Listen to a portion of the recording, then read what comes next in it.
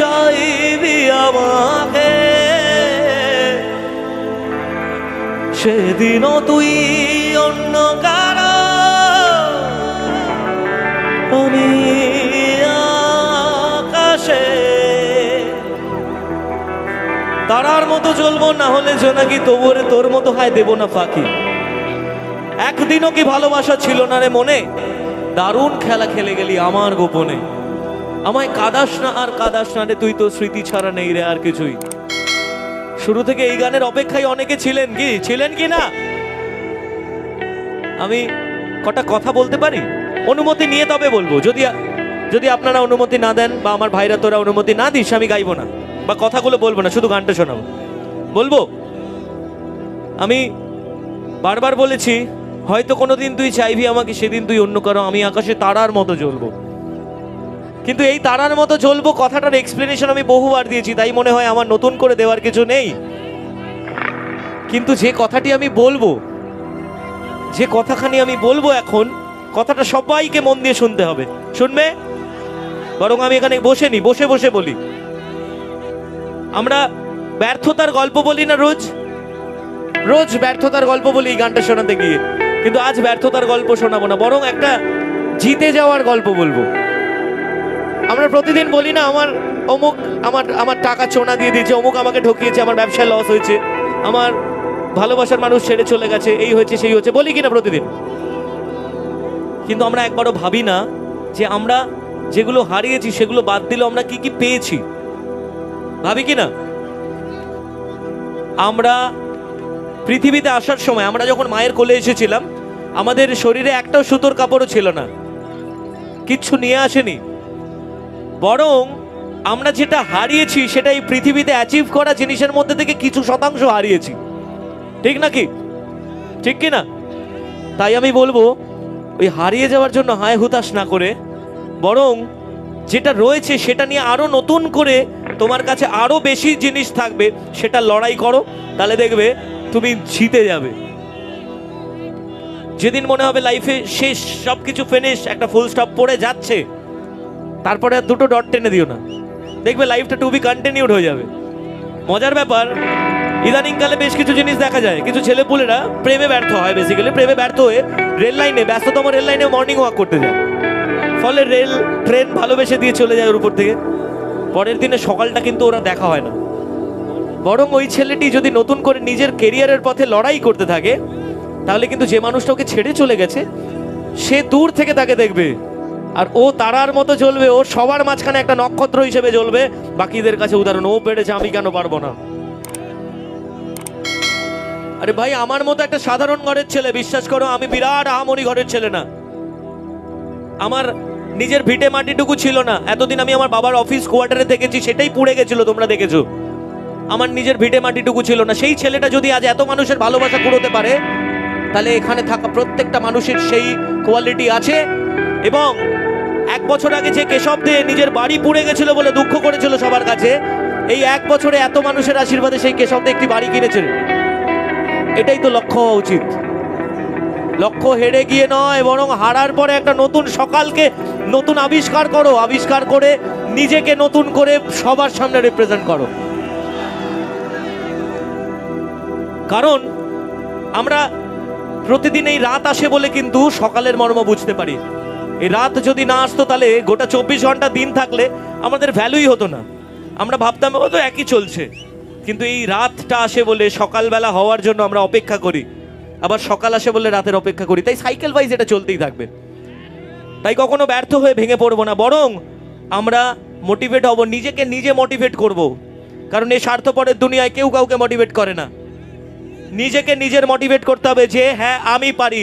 একটা হাত মুঠ করবে, নিজের বুকে হাত দিয়ে বলবে আমি পারি। এই আমি পারি শব্দটা দেখবে একদিন সবাই বলবে, তোমার থেকে 1 থেকে 2, 2 থেকে 3, এই করতে করতে সবার মধ্যে ছড়িয়ে পড়বে এবং সবাই নিজের লক্ষ্যের পথে জিতবে। আর সেদিন বলবে হারিয়ে যাওয়া মুহূর্তগুলোকে, আমায় কাঁদাস না আর কাঁদাস না রে তুই, তোর স্মৃতি ছাড়া নেই রে আর কিছুই। ওরে পিয়া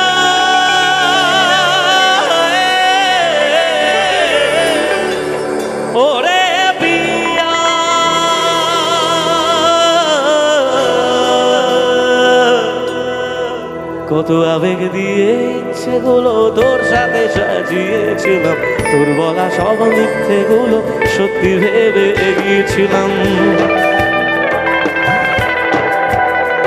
কত আবেগ দিয়ে ইচ্ছেগুলো তোর সাথে সাজিয়েছিলাম, তোর বলা সব মিথ্যেগুলো সত্যি ভেবে এগিয়েছিলাম।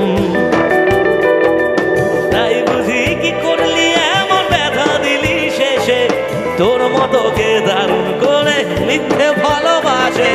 তাই বুঝি কি করলি এমন ব্যথা দিলি শেষে, তোর মতো কে দারুণ করে মিথ্যে ভালোবাসে। আমায় কাঁদাস না রে তুই, তোর স্মৃতি ছাড়া নেই রে আর কিছুই।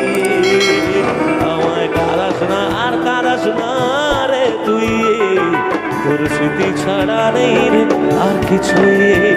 ওরে পিয়া, ওরে পিয়া, ওরে পিয়া, ওরে পিয়া।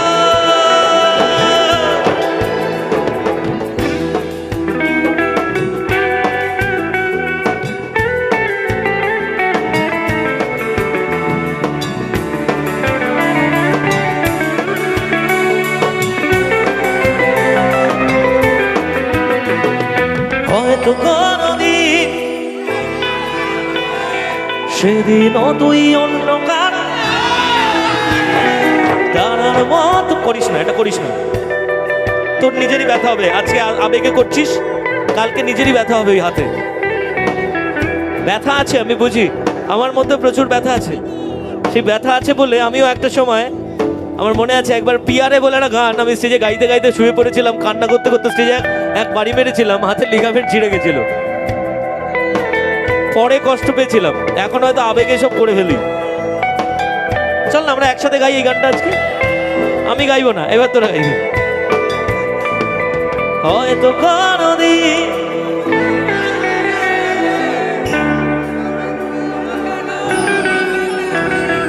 তারার মতো জ্বলবো, তবু ওরে তার মতো। আমি কিন্তু মন মতো গলার আওয়াজ পাচ্ছি না এই গানটা। একবার জোর গলায় সবাই হোক না। হয়তো কোনদিন সেদিনও তুই অন্য কারো তারার মতো জ্বলবো, তবু ওরে তোর মতো। হয়তো কোনদিন তুই চাইবি আমাকে, সেদিনও তুই অন্য কারো, আমি আকাশে তারার মতো জ্বলবো, না হলে জোনাকি, তবু ওরে তোর মতো দেব না ফাঁকি। একদিনও কি ভালোবাসা ছিল না রে মনে, দারুণ খেলা খেলে গেলি আমার গোপনে। আবার সেই লাইন, আমায় কাঁদাস না রে তুই, তোর স্মৃতি ছাড়া নেই রে আর কিছুই। একটু আগে আমি যখন গানটা গাইছিলাম তখন সবার গলার আওয়াজ আমি জোরে জোরে শুনতে পাচ্ছিলাম। বিশ্বাস করো, এটা একটা শিল্পীর জীবনের স্বপ্ন যে তার নিজের গান তার শ্রোতারা গুনগুন করে গাইবে। আমি সে স্বপ্ন প্রতি রাতে দেখি, আর প্রতিদিন তোমরা সেই স্বপ্ন বাস্তবায়ন করো। আমি মাথা নত করে তার জন্য তোমাদের প্রত্যেককে নমস্কার জানাই। এখানে অনেকে আছে যারা আমার ছোট ভাই, যাদের প্রত্যেক সময় আমি অনেক আদর ভালোবাসা দিয়ে থাকি। আমি তাদের কাছেও হাত জোর করে আমার মাথা নত করে নমস্কার জানাই, কারণ এই মানুষগুলো আছে বলে কেশবদে একটা সাধারণ ঘরের ছেলে থেকে সবার মনের মণিকোটার জায়গা তৈরি করতে পারছে প্রতিদিন। আমার মনে হয় এই যে এত মানুষ এত রাতে ভিড় করে আমার গান শুনছেন, আমার গান গাইছেন, এই ভালোবাসা, এই সম্মান পাওয়ার যোগ্য বোধহয় আমি নই। আমি মনে করি এই ভালোবাসা পাওয়ার যোগ্য বোধহয় আমি নই। কিন্তু প্রতি মুহূর্তে তোমরা যে আশীর্বাদ আমার মাথার উপরে রেখেছো, প্রতি মুহূর্তে যে ভালোবাসা দিচ্ছ, আমার মনে হয় এই ভালোবাসা রোজ পেতে পেতে একদিন আমি এই ড্রোনটা কে চালাচ্ছিস রে? বন্ধ কর, নামা।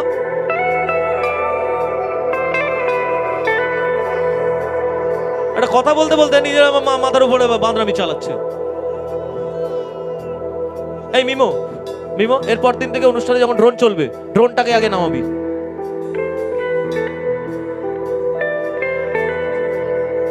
অনুষ্ঠানে গান শোনাবো না ড্রোনের দিকে তাকিয়ে থাকবো?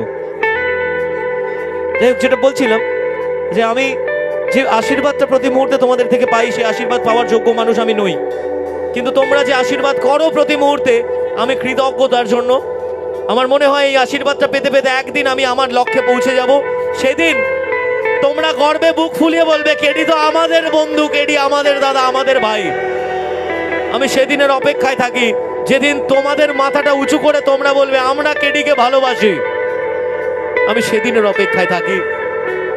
যদি আমার দ্বারা কোনো ভুল হয়, আমি আবারও বলছি, আমি অনেককে বকাবকি করেছি, কিন্তু তবুও যদি আমার দ্বারা কোনো ভুল হয়, আমি ক্ষমা প্রার্থী, আমি ক্ষমা চেয়ে নিচ্ছি তাদের কাছে। কারণ আমার মনে হয় তোমরা আমার একটা পরিবার, আর পরিবারের মানুষেরা একসঙ্গে থাকতে গেলে, একটা মুহূর্ত হতে গেলে একটু ঠোকাঠুকি লাগে। তাই আমি অনেককেই এই অনুষ্ঠানটি চলাকালীন বকা দিয়েছিলাম। আর বলবো আজকে তাদের কথা, যারা এই অনুষ্ঠানটি আয়োজন করেছেন, এন্টায়ার কমিটি, তাদের জন্য একটা বিশেষ জোরে হাততালি হবে। যারা আমাদেরকে আমন্ত্রণ জানিয়েছেন, যারা ভালোবেসেছেন, থ্যাংক ইউ। আর বলবো, যদি এই ছোট ভাইয়ের দ্বারা কোনো ভুল হয়ে থাকে, ইনস্টাগ্রামে আমার আইডিটা ওপেন থাকে সবার জন্য। আমি সবার মেসেজ পড়ি, ইনফ্যাক্ট আমি সবার মেসেজ পড়ি। আমাকে মেসেজে লিখে দেবে যে কেশব ভাই বা বন্ধু বা দাদা, এই জিনিসটা ভালো লাগেনি, তুমি না শুধরে নিও। আমি অবশ্যই শুধরে নেব, কথা দিলাম। কারণ তোমাদের কেডি তোমাদের মন মতোই থাকবে, এ কথা আমি এই মঞ্চ থেকে দিয়ে যাচ্ছি। আর সবাই জোর গলায় বলবো, আমায় কাঁদাস না, আর কাঁদাস না রে তুই, তোর স্মৃতি ছাড়া নেই রে আর কিছুই। ওরে পিয়া,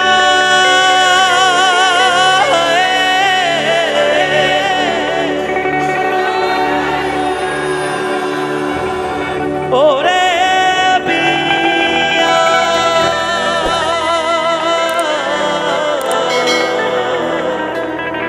thank you so much, thank you, thanks a lot.